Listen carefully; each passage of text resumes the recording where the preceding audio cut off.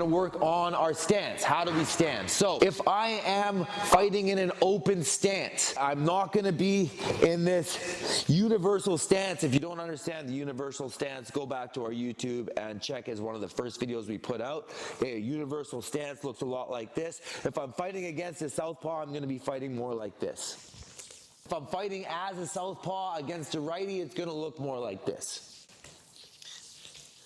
Okay, so there's a few different things that are happening here. It's pretty similar, but the differences really matter. So we're gonna start from the bottom up with the feet. Okay, so I don't wanna have a turn because center line is not as important. I wanna make sure my feet are pointed closely towards my opponent. Okay, you don't have to go directly at them, but pretty close to it. So my lead foot is going to point directly at my opponent. My rear foot is going to be close to that.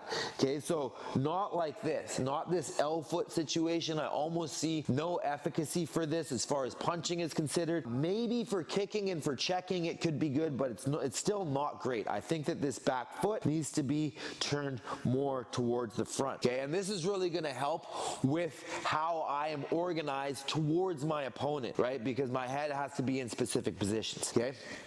So the feet are facing more forward. Now, hips and shoulders are gonna follow the feet, right? If my feet are facing forward and I was doing this with my hips and shoulders, it's gonna be weird, okay? So I want my hips to be facing, okay? My shoulders to be facing my opponent. Square, right? I always thought that square was bad. Even when I was fighting in the UFC, I didn't understand a lot of this stuff. I thought that it was bad to be square because you're showing center line, but that changes in the open stance configuration. And we'll see that in a little bit when we bring my man Ali in and we can see what this looks like against another person. Hips and shoulders are facing forward. Now, what do I do with my hands, right? My hands are gonna be a little different than my normal, okay, closed stance situation, right? This was my home position in closed stance. Open stance, this is my home position.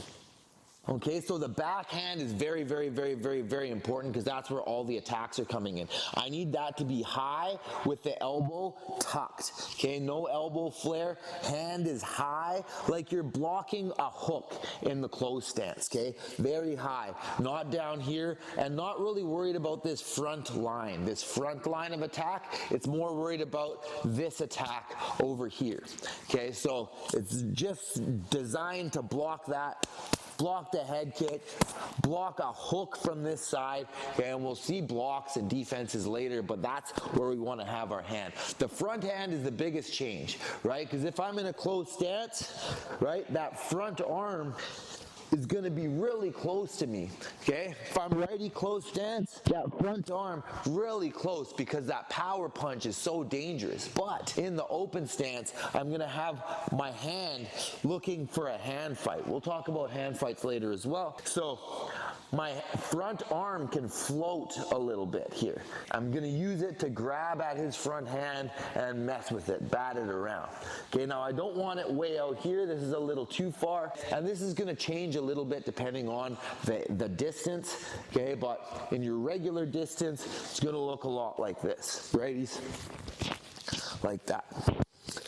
Okay, and then the last piece of this is the weight. Where do I put my weight?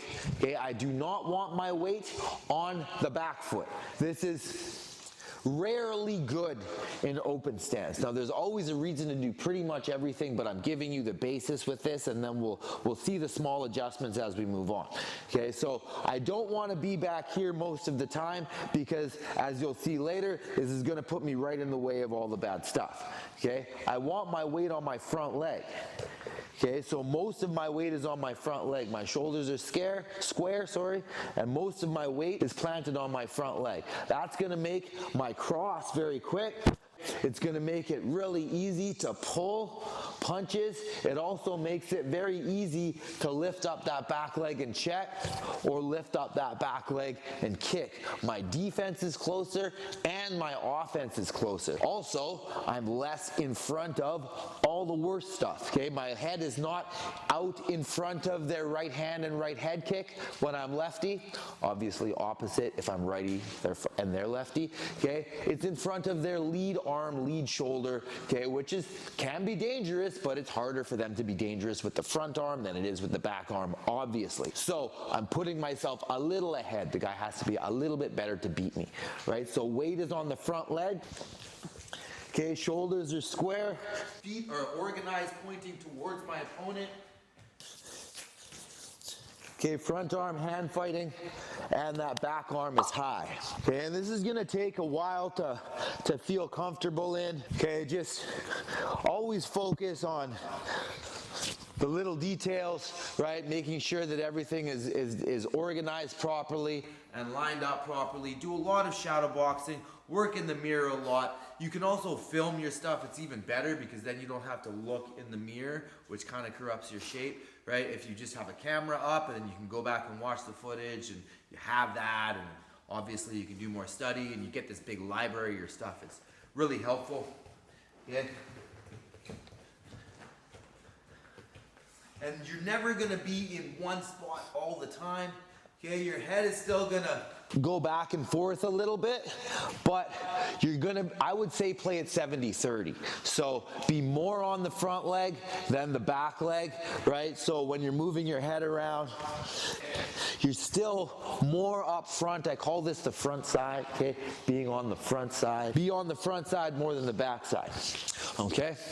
Now we can look at this with my friend here, Ali, who's gonna uki for me, and we can see exactly why I'm saying these things. Now we can see exactly what this looks like when I line up with an opponent. So if I use my closed stance configuration, okay, and there's different configurations. I could also do more of a tie stance configuration where I'm still organized on the back foot, or more of like a universal MMA or boxing style configuration. It still puts my head right in front of his hand. If he throws that cross, right, he doesn't have to do much. He can just fire at will without a setup, and that's gonna crack me. I'm right in front of it. Now, by turning my feet, look what happens. I'm a little better, right? Now, by shifting my weight, look what happens. Squaring my shoulders. Okay, now my head is way over here. If he was to punch with that cross in the same place as I was before, it's now going over that shoulder, which means in order to hit me, he's gonna have to twist through his own leg. Go ahead, throw your cross, right? And I'm not saying he can't hit you. That doesn't mean he can't hit you. It just means when that shot if that shot did land, there's gonna be less power on it. So here, his perfect punch would be like right there. Right? Very easy for him to rotate. He's super balanced. If he has to punch over here, okay, he's punching through that leg. He has to twist more on that leg, and he's more off balance. His feet are lined up more on one line, like he's skateboarding. So when you're doing that to your opponent, you're putting yourself a little ahead. And that's all we can get is these little tiny, it's not even inches, right? Like micro, like millimeters almost, okay? So I'm getting a little bit further away from that cross. And in doing that, it puts me closer to my cross, okay? Because boom, that cross can now split his guard, boom, and is so quick it barely needs a setup. If I'm right here already, you can see the line of attack is quite easy. Bang, bang, versus if I'm over here, right? I just shift my weight, okay? Now it's going towards his hand, okay? If I'm over here, I'm inside that hand. Line of attack is here versus here, right? Those small angles really do make a lot of difference, okay? Now, with hand placement, okay, I'm able to mess with this hand. If I can mess with this hand and hand fight this hand, I can make it very difficult for him to even punch with that one, right? If his hand is able to be over here where it wants to be, he throws the cross, easy work, right?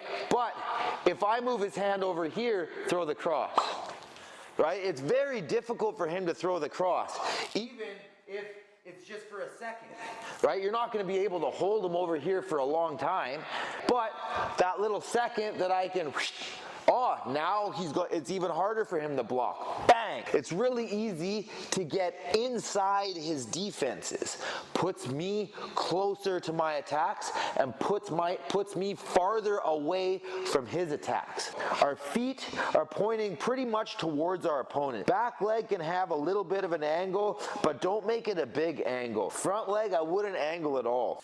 Shoulders are square-ish, right? Not perfectly square, but square-ish. Head should be in line with the front shoulder. Weight should be over the front leg. And now, if he goes and throws a kick, okay, that leg is right there. I don't have to do this, throw the kick.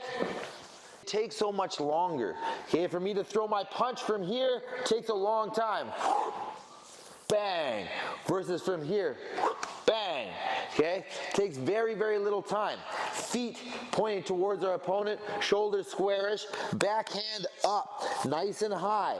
Okay, don't do this because the punch isn't coming this way. Okay, it's coming that way. Throw the cross, bang.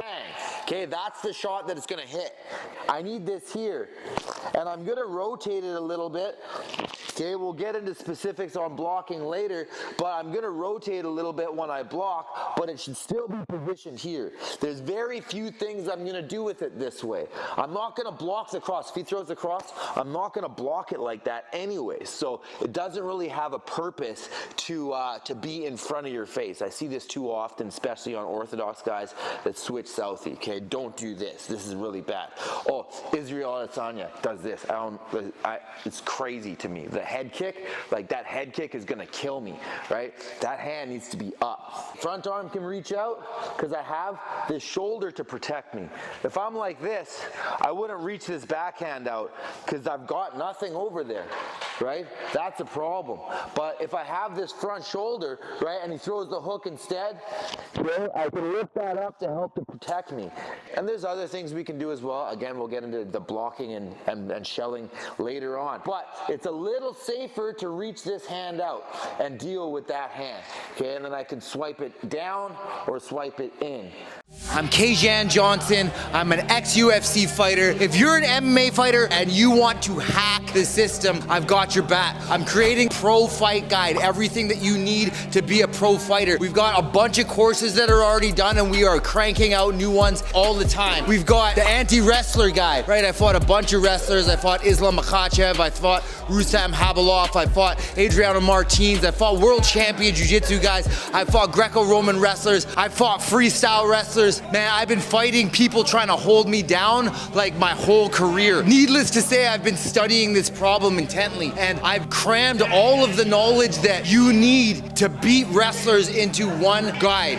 One-stop shop. This has bottom game, this has striking, this has cage control strategies, wall work, how to get up, how to rip their leg off if they don't let you up. It's got everything you need to whoop on these wrestlers. The anti-wrestler guide alone is like 70 plus videos or something. I'm gonna keep adding to it. MMA basics course, we've got all the things that you need to know for like your first year of training really. Striking strategies, grappling strategies, submission escape, submission attacks, positional awareness, passes, transitions, footwork patterns, the basic weapons, the most important weapons, the foundation of the weaponry, the arsenal that you need to build as an MMA fighter, how to chain from striking into takedowns, strategies on the wall, like how do you grapple on a wall, because a lot of the time people just teach you jiu-jitsu and they teach you wrestling and then they're like, yeah, go, and then there's a wall there and you're like, what the hell do I do with this thing? They're like, I don't know, figure it out, right? You don't have to figure it out, get the MMA basics guide. That's what we made it for. I know some of you guys live in remote communities. Like I grew up in a town called Burns Lake, like 2,500 people tops.